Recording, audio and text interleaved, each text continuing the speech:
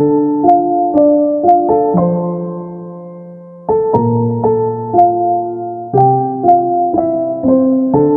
Maulana Malik Ibrahim itu?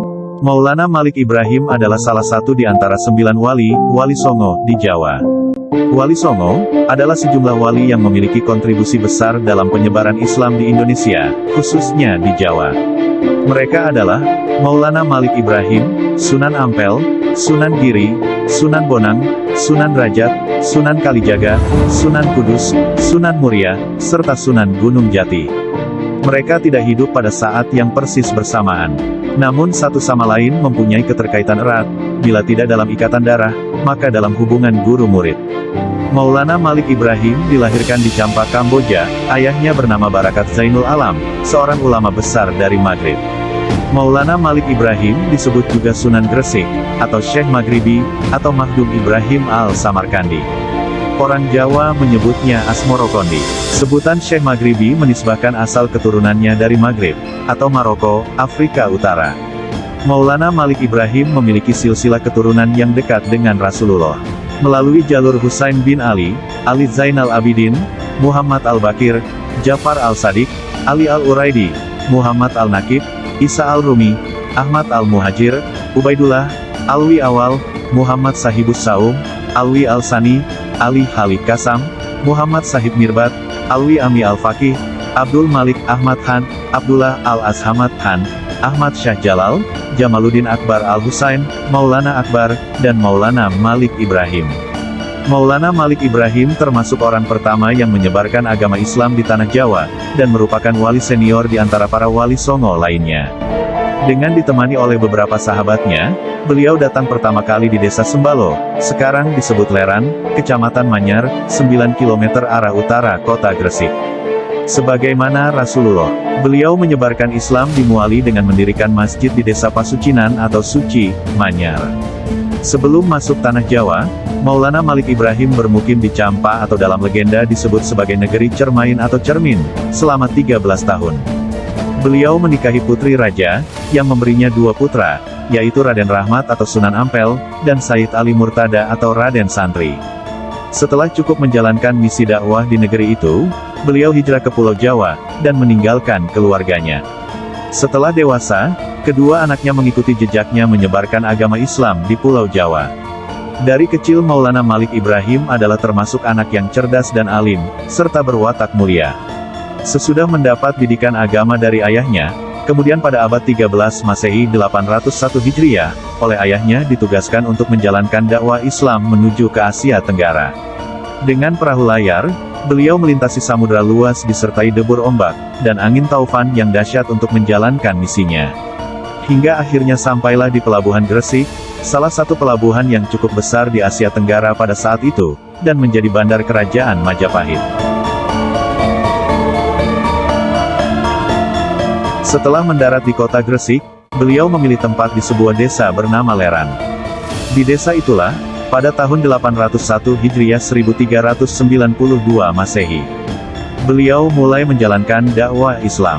Di samping itu beliau juga membuka toko di desa Romo 3 km sebelah barat kota Gresik. Dengan memperkenalkan barang-barang bawaannya kepada masyarakat setempat, beliau juga mempelajari bahasa daerah demi mempermudah kelancaran dakwahnya. Dalam waktu yang relatif singkat, beliau akhirnya dapat menyesuaikan diri pada masyarakat setempat, baik dalam menghadiri upacara-upacara perkawinan, maupun acara-acara lainnya.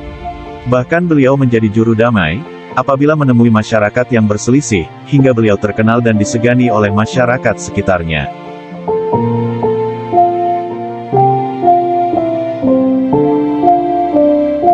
Maulana Malik Ibrahim adalah di antara 9 wali yang tertua. Sunan Ampel adalah anak Maulana Malik Ibrahim. Sunan Giri adalah keponakan Maulana Malik Ibrahim yang berarti juga sepupu Sunan Ampel. Sunan Bonang dan Sunan Rajat adalah anak Sunan Ampel. Sunan Kalijaga merupakan sahabat sekaligus murid Sunan Bonang. Sunan Muria anak Sunan Kalijaga. Sunan Kudus murid Sunan Kalijaga. Sunan Gunung Jati adalah sahabat para sunan lain, kecuali Maulana Malik Ibrahim, yang lebih dahulu meninggal.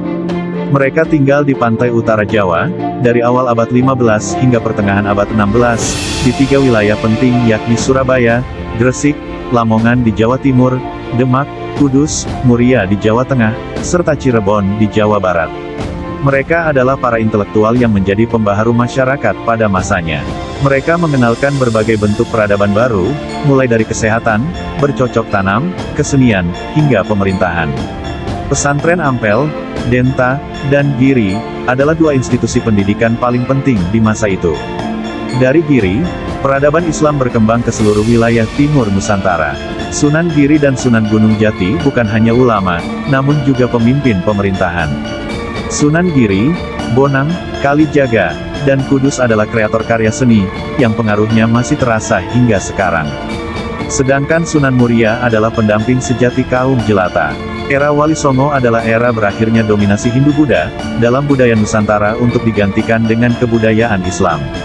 Mereka adalah simbol penyebaran Islam di Indonesia, khususnya di Jawa. Tentu banyak tokoh lain yang juga berperan.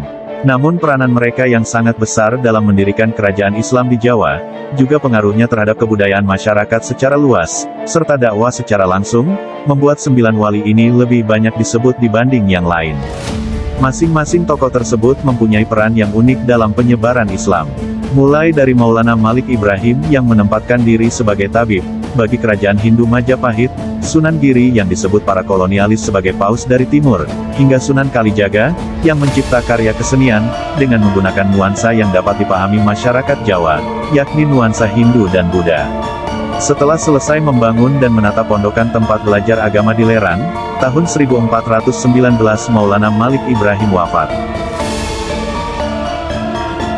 Islamisasi Jawa. Aktivitas pertama yang dilakukan oleh Maulana Malik Ibrahim dalam berdakwah, saat itu adalah berdagang dengan membuka warung yang menyediakan kebutuhan pokok dengan harga murah.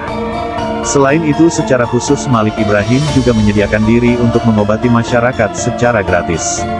Sebagai tabib, beliau pernah diundang untuk mengobati istri raja, yang berasal dari Campa atau Cempa. Maulana Malik Ibrahim juga mengajarkan cara-cara baru bercocok tanam. Beliau merangkul masyarakat bawah, atau kasta yang disisihkan dalam komunitas Hindu. Maka sempurnalah misi pertamanya, yaitu mencari tempat di hati masyarakat di sekitar, yang ketika itu tengah dilanda krisis ekonomi dan perang saudara. Pertama-tama yang dilakukan oleh Maulana Malik Ibrahim adalah mendekati masyarakat melalui pergaulan dan berdagang. Budi bahasa yang ramah, senantiasa diperlihatkannya di dalam pergaulan sehari-hari. Beliau tidak menentang secara tajam agama dan kepercayaan yang hidup dari penduduk asli, melainkan hanya memperlihatkan keindahan dan kebaikan yang dibawa oleh agama Islam. Berkat keramah tamahannya, banyak masyarakat yang tertarik masuk ke dalam agama Islam. Melalui berdagang, beliau dapat berinteraksi dengan masyarakat banyak, selain itu raja dan para bangsawan dapat pula turut serta dalam kegiatan perdagangan. Perdagangan tersebut sebagai pelaku jual beli, pemilik kapal atau pemodal. Setelah cukup mapan di masyarakat, Maulana Malik Ibrahim kemudian melakukan kunjungan ke ibu kota Majapahit di Trowulan. Raja Majapahit meskipun tidak masuk Islam, tetapi menerimanya dengan baik, bahkan memberikannya sebidang tanah di pinggiran kota Gresik. Wilayah itulah yang sekarang dikenal dengan nama Desa Gapura. Demikianlah, dalam rangka mempersiapkan kader untuk melanjutkan perjuangan menegakkan ajaran Islam, Maulana Malik Ibrahim membuka pesantren di daerah itu, yang merupakan kawah Condro di Muko, bagi estafeta perjuangan agama Islam di masa-masa selanjutnya. Hingga saat ini makamnya masih diziarahi oleh berjuta-juta umat Islam di Indonesia. Setiap malam Jumat Legi, masyarakat setempat ramai berkunjung untuk berziarah. Ritual ziarah tahunan, atau Hail juga diadakan setiap tanggal 12 Rabiul Awal. Pada acara Hail itu dilakukan khataman Al-Quran, mauludan atau pembacaan riwayat hidup Nabi Muhammad, dan dihidangkan makanan khas bubur, yang bernama harisah.